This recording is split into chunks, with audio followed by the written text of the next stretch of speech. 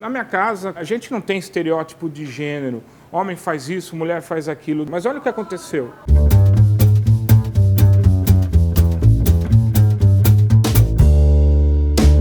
Você já parou para pensar como a nossa sociedade é muito machista ainda?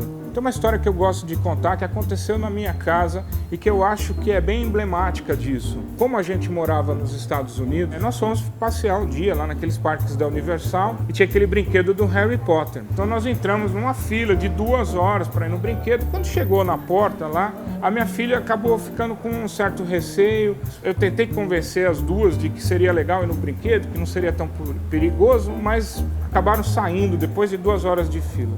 Uns 4 meses depois, a gente estava assistindo a televisão, um programa desses de turismo, e aí apareceu o tal brinquedo do Harry Potter. Aí a minha filha vira para mim e fala: "Poxa, pai, desculpa que eu não fui no brinquedo com você." E você sabe por que eu não fui?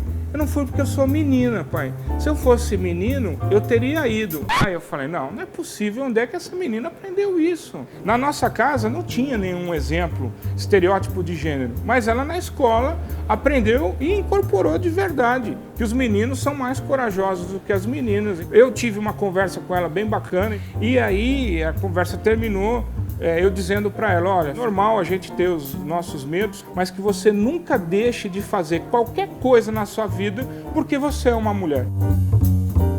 Eu usei essa história para a gente fazer uma reflexão aqui. Hoje, pleno século XXI, as mulheres ainda ganham, na média, 25, 30% menos do que os homens. Elas têm medo de sofrer violência na rua, são assediadas no transporte público. Olha que absurdo. Isso tudo ainda acontece no século XXI. A gente tem obrigação de mudar isso.